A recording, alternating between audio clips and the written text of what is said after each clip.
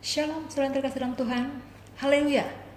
Kita kembali bertemu di dalam tayangan Sapa Sahabat Kristus pada hari ini. Mari kita bersama-sama berdoa sebelum kita belajar akan firman Tuhan. Kita berdoa. Kami bersyukur Tuhan karena kekuatan Tuhan, karena penyertaan Tuhan, karena damai sejahtera Tuhan, kasih setia Tuhan, sehingga setiap kami boleh dengan kekuatan Tuhan dan juga karena anugerah Tuhan, kami bisa tetap ada sebagaimana kami adanya di dalam keberadaan kami masing-masing. Kami bersyukur Tuhan selalu baik di dalam kehidupan kami. Meskipun secara logika kami sulit mengerti dan memahami dengan kondisi yang terjadi, namun kami tetap ingin belajar bersyukur kepada Tuhan. Kami bersyukur masih memiliki firman Tuhan yang senantiasa menjadi pegangan bagi setiap kami, yang senantiasa menyegarkan kami, yang senantiasa mengingatkan kami. Karena itu Tuhan tolong kami. Kami membutuhkan hikmat Tuhan untuk kami mengerti apa yang Tuhan ingin ajarkan kepada setiap kami melalui Sapa Sahabat Kristus pada hari ini. Tolong kami Tuhan, fokuskan pikiran dan hati kami. Berikan kerinduan yang membara di dalam hati kami, di dalam belajar akan firman Tuhan. Kami rindu kami bisa peka kepada apa yang menjadi tuntunan Tuhan bagi setiap kami. Hanya di dalam nama Tuhan Yesus kami alaskan permohonan kami pada saat ini. Haleluya. Amin. Kita akan membaca di dalam Ratapan pasal 3 ayat 25 sampai 27. Ratapan pasal 3 ayat 25 sampai 27. Saya akan membacakan di dalam versi bahasa Indonesia sehari-hari. Demikian bunyi firman Tuhan. Tuhan baik kepada orang yang berharap kepadanya dan kepada orang yang mencari Dia. Jadi, baiklah kita menunggu dengan tenang sampai Tuhan datang memberi pertolongan. Baiklah kita belajar menjadi tabah pada waktu masih muda. Nah, saudara-saudara, Alkisah sebuah ulasan berita dari kantor Nazaret bahwa telah ditemukan sebuah arsip, selembar kertas gitu ya, yang diduga adalah raport atau lembaran nilai studi dari Tuhan Yesus sewaktu sekolah. Nah, nilai-nilai tersebut menurut info dari berita tersebut yaitu bahwa nilai agama dari Tuhan Yesus dikatakan hanya mendapat nilai C atau nilai 60. Karena ketika Tuhan Yesus ditanya, siapa yang menciptakan dunia? Dan ia menjawab, Bapakku. Karena itu dia diberikan nilai C. Lalu kemudian ketika dilihat lagi lembaran itu, nilai olahraga dari Tuhan Yesus mendapatkan nilai D atau 50. Sangat rendah. Kenapa bisa terjadi? Konon katanya, karena ketika Tuhan Yesus disuruh berenang, kok malah Tuhan Yesus berjalan di atas air? Karena itulah nilai olahraganya mendapatkan nilai D atau 50. Lalu kemudian ditelusuri lagi di dalam nilai tersebut. Nah, sekarang dilihat nilai matematika Tuhan Yesus kok mendapatkan nilai E atau nilai 30? Ternyata kemudian lihat keterangannya. Kenapa Tuhan Yesus bisa mendapatkan nilai E? Karena ketika disuruh menjumlah 5 roti dan 2 ikan, jawabnya 12 bakul. Sesuatu yang aneh bin ajaib. Lalu kemudian, ternyata di antara nilai-nilai tersebut ada satu nilai yang sangat memuaskan, yaitu nilai kimia dari Tuhan Yesus, yang ternyata mendapat nilai 100 atau nilai A. Luar biasa. Dan kemudian di situ diberikan catatan. Kenapa Tuhan Yesus bisa mendapatkan nilai A dalam pelajaran kimianya? Yaitu karena Tuhan Yesus telah menemukan sebuah formula, yaitu yang bisa mengubah air menjadi anggur. Nah, inilah yang menjadi kehebatan atau dari nilai-nilai rapor dari studi atau pelajaran dalam studi daripada Tuhan Yesus. Saudara-saudara, menjadi pertanyaan, bagaimana dengan nilai kita di dalam kehidupan kita? Berbicara sebuah nilai Mungkin boleh kita katakan bahwa nilai studi kita, nilai pelajaran kita di dalam sekolah, mungkin nilai kita lebih tinggi daripada Tuhan Yesus. Kalau Tuhan Yesus dapat C, D, E, hanya A gitu ya, hanya nilai kimianya ya, yang tinggi mendapat A. Mungkin kita semuanya lebih tinggi, mungkin semua rata-rata A, semua rata-rata mendekati 100. Rata-rata mungkin nilai studi kita nyaris bagus, tidak ada merahnya. Ya mungkin yang mungkin beberapa aja ya, rata-rata baguslah nilainya, kita lebih tinggi. Tetapi ketika kita diperhadapkan pada sebuah pelajaran, yaitu kesulitan, tekanan hidup, tantangan kesulitan yang kita hadapi, sebuah pelajaran di dalam kaitan bagaimana nilai iman kita, nilai kepercayaan kita, nilai relasi kita dengan Tuhan di tengah-tengah kehidupan dan tantangan kehidupan yang tidak mudah. Apakah nilai kita C, D, E, atau F, atau gagal di dalam mempertahankan relasi kita dengan Tuhan? Saudara-saudara, Nabi Yeremia sedang berada di dalam sebuah pelajaran kehidupan yang sangat sulit. Dia harus bagaimana berada dalam, misalnya kalau boleh dikatakan bencana nasional, sesuatu kesedihan nasional yang terjadi karena pada masa itu mereka kehilangan atau Yerusalem hancur, bait suci hancur. Ini juga akibat dosa mereka sendiri, akibat ketidaktaatan kepada Tuhan, dan akibat mereka memilih jalan mereka sendiri. Mereka memilih untuk menyembah dewa-dewa. Mereka memilih untuk melakukan dosa-dosa lainnya. Ya inilah bangsa Israel akibat dosa mereka sendiri, sehingga mereka dihukum Tuhan. Sehingga akhirnya kemudian Tuhan biarkan mereka dijajah oleh bangsa lain. Jadi kehancuran. Lalu mereka dibuang dalam masa pembuangan di Babel, berarti dijajah oleh bangsa Babel. Jadi sesuatu yang tidak menyenangkan, sebuah kepahitan, betul-betul kepahitan hidup, tekanan hidup yang mereka alami. Ini mereka dikatakan ini betul-betul suatu ratapan yang sangat menyedihkan. Dalam arti kata boleh kita katakan duka cita nasional yang sedang dialami oleh Yeremia bersama dengan bangsa Israel pada saat itu. Lantas bagaimana sikap daripada Yeremia di dalam situasi tersebut? Secara manusia kita akui, kita bisa seperti Yeremia. Kita bisa merasa Tuhan itu jauh. Kita bisa merasakan Tuhan masih ada gak yang bersama dengan saya? Tuhan masih peduli gak dengan saya? Namun dari bagian firman Tuhan, kembali kita diingatkan. 3 ayat ini, kalau kita melihat pasal 3 ini, ayatnya panjang 66 ayat. Di sana kalau kita melihat secara keseluruhan, intinya itu berputar bagaimana Allah memahami penderitaan umatnya. Dan bagian kedua, bagaimana kita tetap memiliki pengharapan di tengah-tengah kesulitan dan kesedihan atau duka cita nasional yang dalamnya mereka pada saat itu. Sebuah ratapan yang tidak mudah. Bagaimana mengubah sebuah ratapan menjadi sebuah pengharapan, itu sesuatu yang tidak mudah ketika kita sedang bergumul dengan banyak masalah dalam kehidupan kita. Tapi kita kembali belajar 3 ayat yang sangat sederhana, tetapi menjadi sesuatu yang sangat tidak mudah dilakukan di dalam kehidupan kita. Saudara, kalau kita secara singkat melihat dari ayat 25 sampai 27 ini, intinya yaitu berbicara bagaimana relasi kita dengan Tuhan di tengah-tengah kesulitan hidup yang tidak mudah. Apakah kita tetap bisa mempertahankan sebuah relasi yang baik dengan Tuhan? Apakah kita tetap bisa mengaminkan Tuhan itu ada, Tuhan itu baik, berkatnya ada? Apakah kita bisa? Jawaban singkat, jawaban cepat, tidak. Setiap kita, saya dan saudara, kita pasti akan sama, mau punya respon yang cepat. Nilai kita pasti akan selalu nilai jelek, pasti gagal.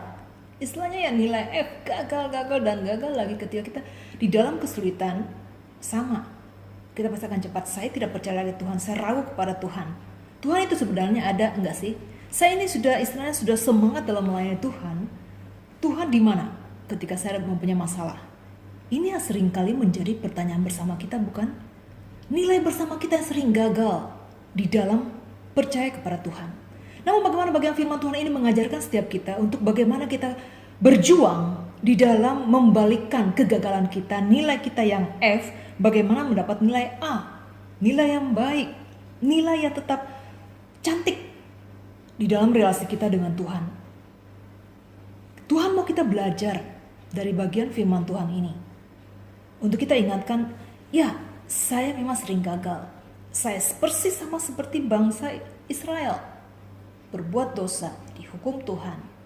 Nanti sadar, nanti kumat lagi, tobat lagi, kumat lagi, tobat lagi. Itulah kita, sama saudara dan saya. Nah, kita ingin diajar, ayo kita bagaimana belajar dari firman Tuhan ini, bagaimana mencari Tuhan di dalam ketika kita mulai lemes di dalam kepercayaan kita kepada Tuhan, ketika kita mulai tidak bergairah untuk taat kepada Tuhan, ketika kita sudah mulai uring-uringan di dalam perjalanan kita untuk mengikut Tuhan. Seringkali kita akui ini kita yang jalan, bukan kepada Tuhan kita percaya. Nah, firman Tuhan mengingatkan kita dalam bahasa Indonesia sehari, Tuhan baik kepada orang yang berharap kepadanya dan kepada orang yang mencari Dia. Mencari Dia di sini berarti sesuatu yang dalam sikap yang baik, bagaimana dengan totalitas keberadaan kita, dengan segenap hati kita, dengan segenap jiwa kita, dengan segenap pikiran kita percaya kepada Tuhan. Bagaimana kita berupaya mengaminkan Tuhan itu baik meski keadaan saya tidak baik. Tuhan itu memiliki kasih setia yang tidak berkesudahan, selalu baru tiap pagi, selalu tiap hari ada pengampunan Tuhan buat saya, selalu tiap hari Tuhan itu memiliki kesegaran, kekuatan bagi setiap kita. Bagaimana kita bisa mencari Tuhan, kita bisa mengaminkan ini di dalam hati kita yang sedang uring-uringan, yang sedang galau.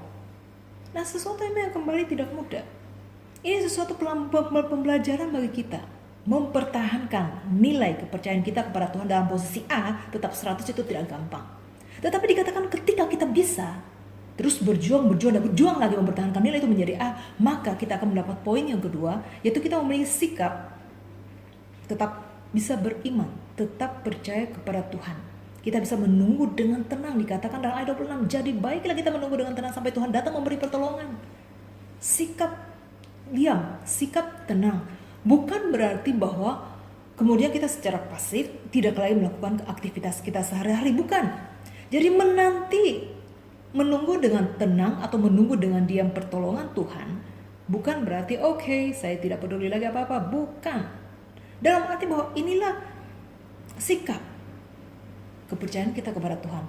Kita sudah mampu mengaminkan di bagian ayat 25 bahwa kita bisa percaya kepada Tuhan dengan totalitas hati dan pikiran kita, keberadaan diri kita sepenuhnya kita bisa percaya kepada Tuhan.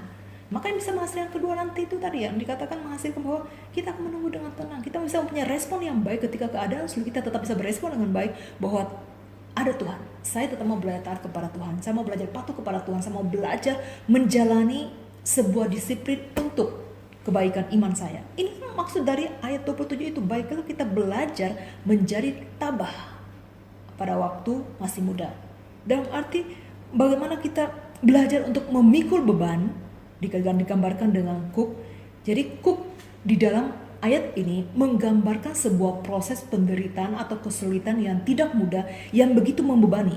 Jadi kalau misalnya ini adalah bahasa penggambaran penjelasan, misalnya kalau binatang yang akan digunakan untuk membajak, katakanlah sapi ya, yang digunakan untuk membajak, maka kuk itu dipasang pada tengkuk dari tengkuk ya, pokoknya bagian itulah ya, tengkuk daripada sapi itu supaya mereka berdua bisa membajak dengan lebih baik. Bukan berarti ada suatu proses yang tidak mudah diletakkan, itu enggak gampang, tetapi tujuannya apa? Supaya sapi bisa membajak sawah dengan baik.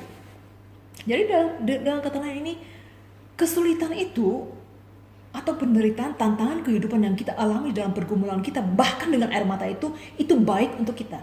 Tidak masuk akal baiknya di mana. Tapi ini kembali kita bisa lihat, ini supaya apa? Menguatkan kita menjadi orang yang tidak gampang rapuh, tidak gampang hancur. Contoh, ketika kita memperoleh nilai medis, dalam arti nilai rapor kita untuk kesehatan kita setelah kita melakukan check up semua. Lalu kemudian nilai-nilai kesehatan kita, asam urat, kolesterol, tensi darah, kemudian bonus diabetes lagi. Jadi semua angka-angka itu nilainya wow, cetar gitu ya, nilai kolesterol dan sebagainya macam. Nah, karena nilai kesehatan medis kita ini sudah mulai tanda merah, sudah mulai lampu merah, maka apa yang akan kita lakukan? Tentu kita akan berusaha untuk bagaimana melakukan sebuah tindakan yang sangat tidak enak, sangat tidak nyaman, supaya demi meminimkan nilai daripada asam urat, kolesterol, hipertensi misalnya, dan misalnya mungkin diabetes, supaya kembali bisa normal, kembali kita punya jiwa yang sehat. Bagaimana caranya? Tidak enak, bukan disuruh diet, bukan diet makanan, misalnya diet karbohidrat, dan kemudian tidak bisa makan gorengan, kemudian tidak bisa minum sesuatu yang manis-manis, atau misalnya tidak bisa makan seafood, cumi-cumi, kepiting, udang, BPK paling enak gitu ya, kaki babi paling enak, masakan santan, lebih-lebih nasi padang itu, maknyusnya minta ampun gitu ya. Nah, kita harus rem, kita harus tahan untuk tidak makan tidak enak, bukan? Kita misalnya katakanlah makanan-makanan yang sehat untuk kesehatan, enak nggak? Nggak enak. Jadi misalnya kita harus, dokter menyarankan kamu tidak bisa makan minyak-minyak. Contoh ya, katakanlah karena sangat tinggi, sudah diambang, sudah menjulang tinggi, kita punya nilai-nilai kesehatan, nilai rapor kesehatan kita sudah menjulang tinggi. Kalau kita tidak jaga, akan bisa berdampak yang merugikan diri kita sendiri, bukan? Misalnya akan kena stroke, kesulitan untuk bergerak, ini akan sangat tidak enak. Sehingga kita harus berusaha melakukan batasan-batasan, menghambat, merem keinginan kita, merem mulut kita yang doyan makan enak ini, itu sesuatu yang tidak nyaman. Misalnya harus makan rebus-rebus, tidak bisa lagi pakai susu, tidak bisa lagi campur gula ke dalam kopi, harus minum kopi tanpa gula, kopi tanpa susu, kopi tanpa, termasuk gula aren misalnya, tidak bisa. Enak nggak? Awal-awal nggak enak. Rasanya hidup itu kayaknya sudah susah, sudah tidak enak gitu ya untuk menikmati makanan gitu. Misalnya katakanlah demi supaya sehat jantungnya, konsumsilah koker oat, siram air panas, itu tiap hari dimakan. Enak nggak? Tentu yang awal-awal pasti mengatakan ini sangat tidak enak. tapi telah dikatakan bahwa demi supaya nilai rapor kesehatan kita bagus, itu yang harus kita lakukan. Digembleng habis-habisan, direm habis-habisan mulut kita, tidak bisa makan seenak kita lagi, bukan? Nah inilah dikatakan bahwa dalam firman Tuhan bahwa kesulitan-kesulitan yang ada, tantangan-tantangan kehidupan yang kita alami itu demi kebaikan kita, supaya kita kuat, supaya kita tetap bisa dalam masa muda kita ini, kita diizinkan menghadapi tantangan, supaya apa? Pada masa tua nanti, ketika ada tantangan yang lebih sulit lagi, kita sudah kuat, kita sudah bisa menerima walaupun tidak mudah. Dikatakan bahwa pada waktu masih muda ini, kenapa dikatakan pada waktu muda? Ya kita masih kuat sekarang, kita masih segar, masih fresh. Dalam arti masih dalam proses pembentukan itu gampang. Anak muda kan gampang untuk dibentuk. Kalau sudah mulai laul itu sudah mulai karat-karatan, sudah encok-encok, itu susah dibentuk lagi. Ya, jadi dalam arti secara fisik sudah tidak memungkinkan, sehingga dikatakan bahwa masa muda adalah masa yang bagus untuk menjalani proses. Katakanlah untuk orang yang suka balet misalnya, katakan, atau misalnya belajar ilmu apapun, balet itu kira-kira ketika orang usia 80-70 apakah masih bisa balet? Tentu tidak terbatas, bukan? Nah, kalau kita dibentuk untuk balet pasti dari usia-usia kecil. Atau misalnya katakan ini belajar vokal atau belajar musik, bisa pada waktu umur sudah 70-80 bisa. Tetapi tingkat kelupaannya banyak lupa, bukan? Baru belajar not do re mi fa sol. Nanti setelah itu 1 menit kemudian atau 2 menit kemudian lupa lagi di mana notnya mana. Nah, inilah dia dikatakan bahwa usia muda adalah usia yang bagus untuk proses pengembelengan, sehingga kita akan semakin kuat. Nabi Yeremia dikatakan ketika dia menjalani proses penderitaan ini, dalam tantangan-tantangan pelayanan dia harus istilahnya mengingatkan akan bangsa milik Tuhan, bangsa Israel atau bangsa Yehuda untuk bertobat, bagaimana menyampaikan berita penghukuman, tentu tidak mudah. Tetapi ini dalam masa-masa ini kemudian dia menghadapi banyak berbagai tantangan, tapi kemudian ketika dia menulis bagian ini dikatakan bahwa dia sudah berumur tua. Dia sudah bisa melihat bahwa ternyata ada bagusnya ini, proses ini. Untuk apa? Supaya kita tetap kuat, kita tetap belajar untuk patuh, tetap belajar ditundukkan, digembleng keegoisan kita di hadapan Tuhan di tengah-tengah tantangan yang kita hadapi. Inilah Firman Tuhan yang singkat, yang mengajarkan setiap kita. Apa kita bersedia untuk menjalaninya?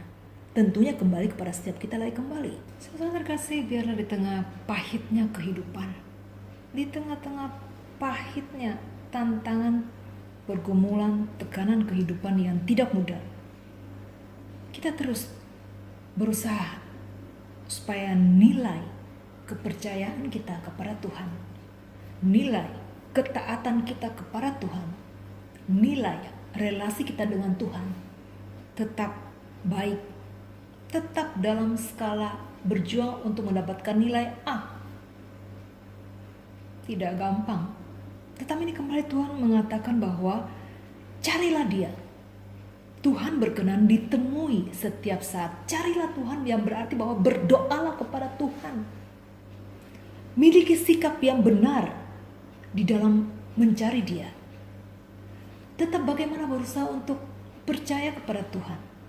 Tetap katakan kepada diriku ketika kita mulai ragu, ketika kita mulai susah untuk percaya Tuhan lagi, katakan kepada diri kita, Tuhan, saya mau percaya lagi kepada Tuhan, mampukan saya, bantu saya, tolong saya Tuhan, saya mulai ragu ini untuk saya bisa percaya kepada Tuhan. Seperti Thomas mengatakan, tolonglah saya yang tidak percaya ini, tolong saat ini saya yang sedang ragu saat ini, tolong saya Tuhan untuk saya bisa percaya kepada Tuhan.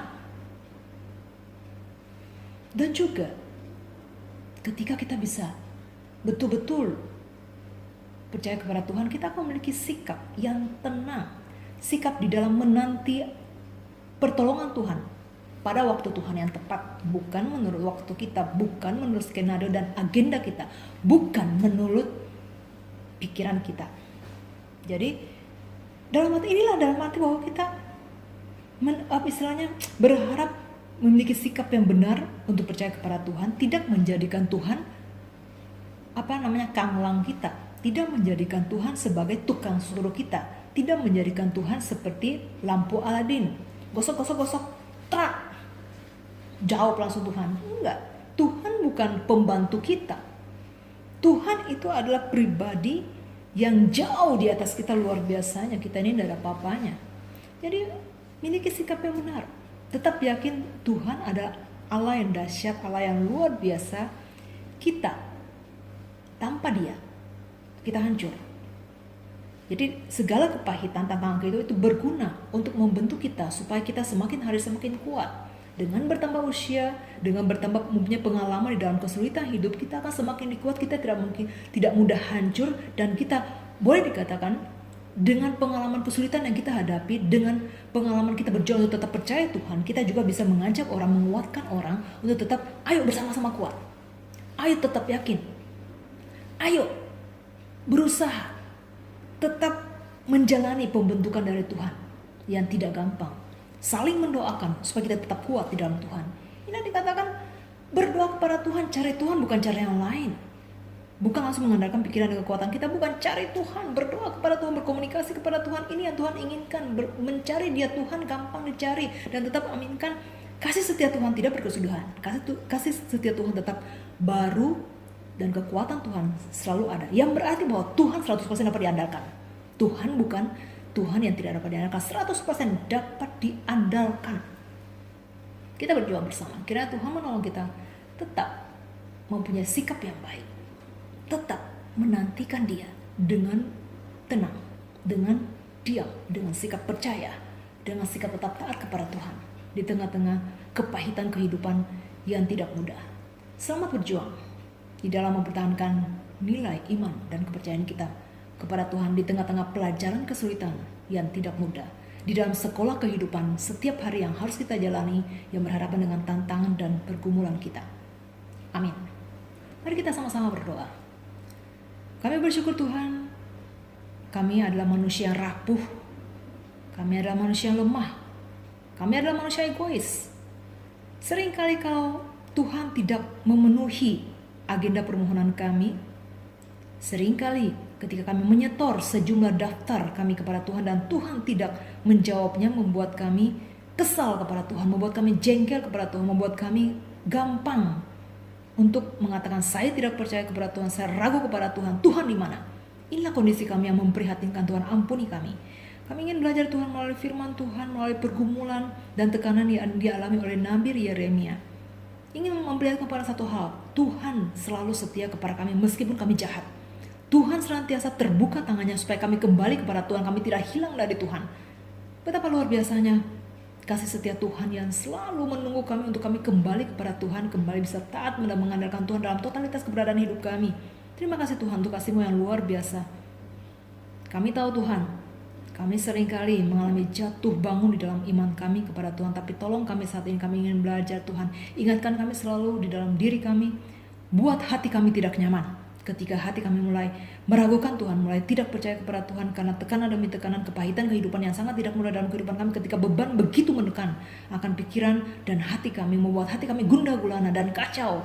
Tuhan tolong kami Tuhan, mampukan kami untuk kami tetap bisa mengatakan kepada diri kami sendiri, hati kami sendiri, bahwa Tuhan itu baik, Tuhan itu luar biasa, Tuhan itu selalu ada, Tuhan peduli kepada setiap kami, orang-orang yang berdosa, orang-orang yang bobrok ini. Tuhan tetap sayang kepada kami.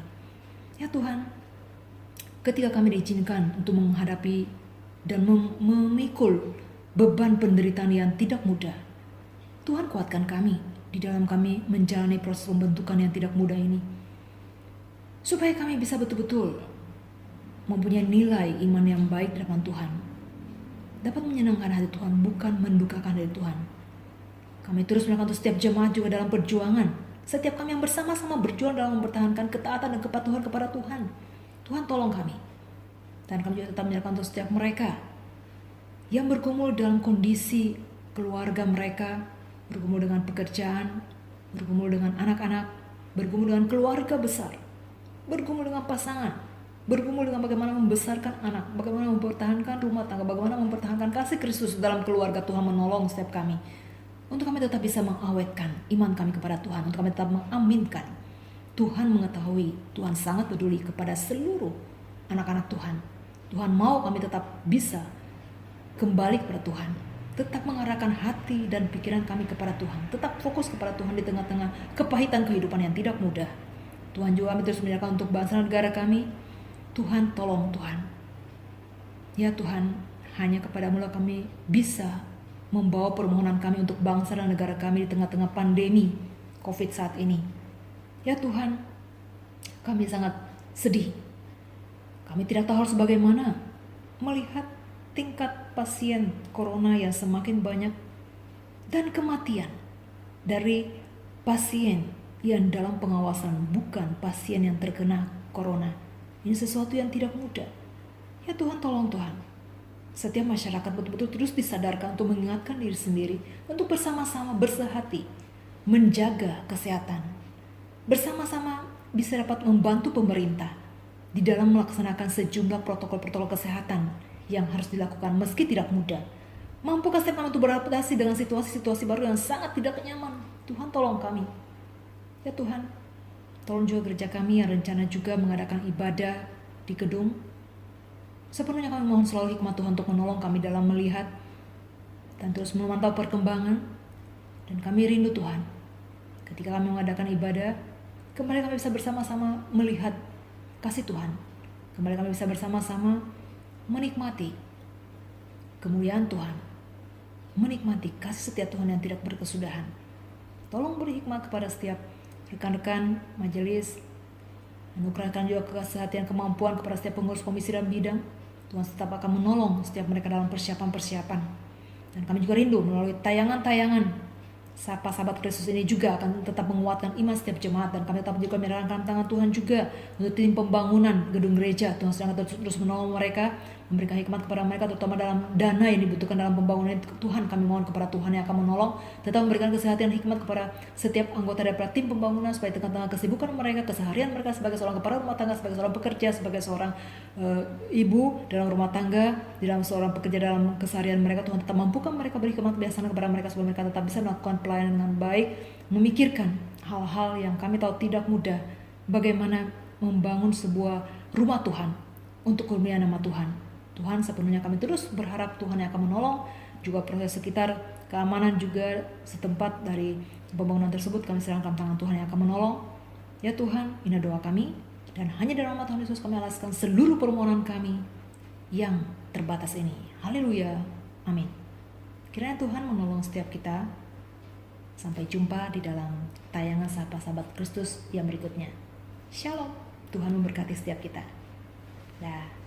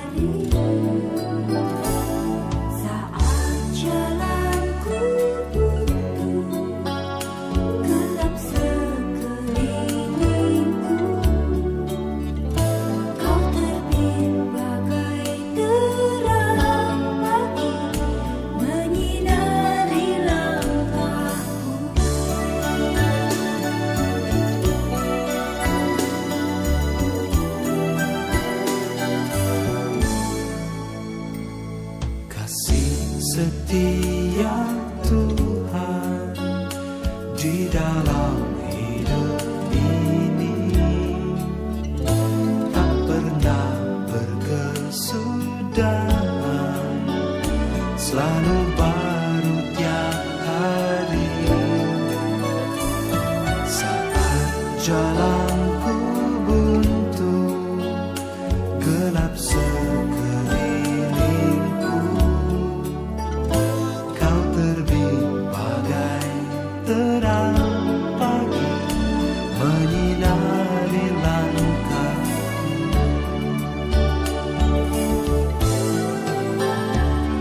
Yesus, Engkaulah jalan, kebenaran dan hidup. Di saat aku perlu, Kau selalu sertaku. Roh Kudus penolongku dalam tiap langkah hidupku.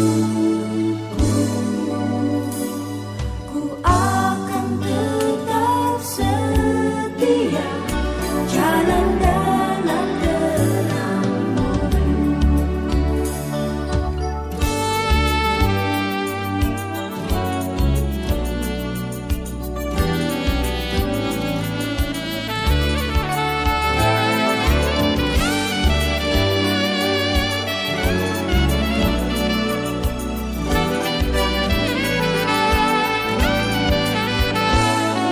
Yesus, Engkau